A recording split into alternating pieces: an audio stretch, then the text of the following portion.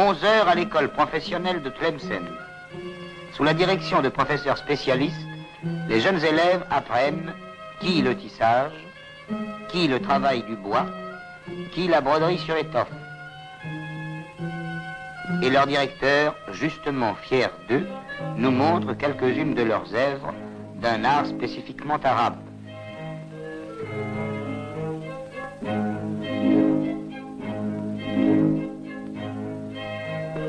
Ce sont les mêmes jeunes gens, les mêmes jeunes filles, qu'on retrouve quelques années plus tard dans les manufactures de la ville, où se fabrique un drap de qualité, le jeu d'une machine à tisser est un spectacle toujours attirant, et où se perpétue la science et l'art des tapis de haute laine.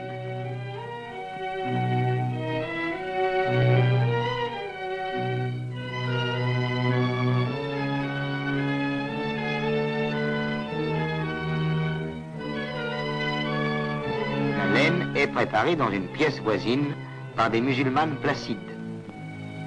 Dans des greniers ou dans des caves, les artisans font des gestes semblables.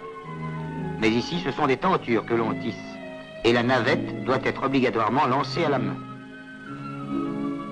L'exiguïté de ces ateliers refoule sur les trottoirs, voire au milieu de la rue, les ouvriers et leurs ourdissoirs qui préparent la chaîne des haïks. On vit et on travaille beaucoup dans la rue. C'est sur le seuil de sa boutique que le babouchier découpe le bon cuir odorant et fabrique ses babouches. Celui-ci est plus qu'un artisan, un artiste.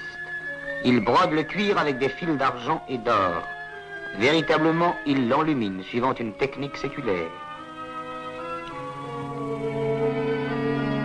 Là, un autre achève la confection d'un burnous, qui sera peut-être l'habit de cérémonie de quelque chef arabe.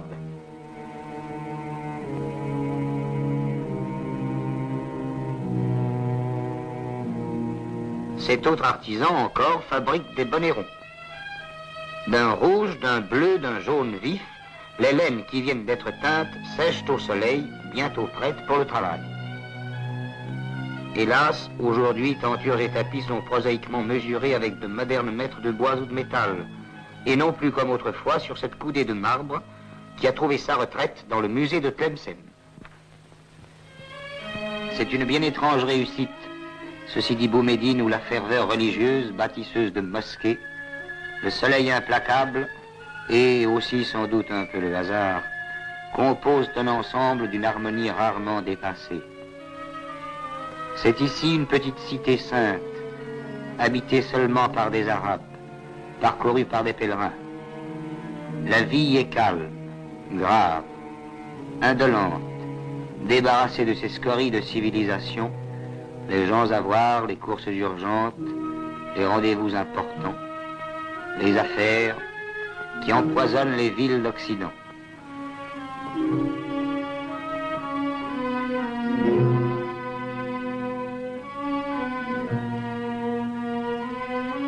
L'ascète andalou Sidi Boumediene y repose.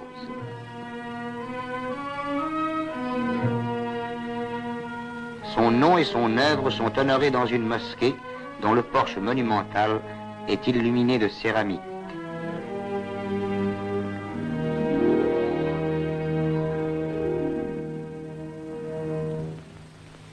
Depuis 5 siècles, sur cette terre bénie, des jeunes gens étudient les textes saints.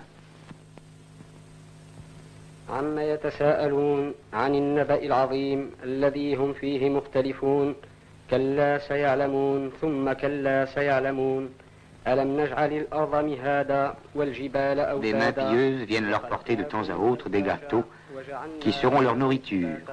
Ils leur éviteront d'avoir à penser à autre chose qu'aux choses de la religion. وبنينا فوقكم سبعا شدادا وجعلنا سراجا وهاجا وأنزلنا من المعصرات ماء. Au dehors,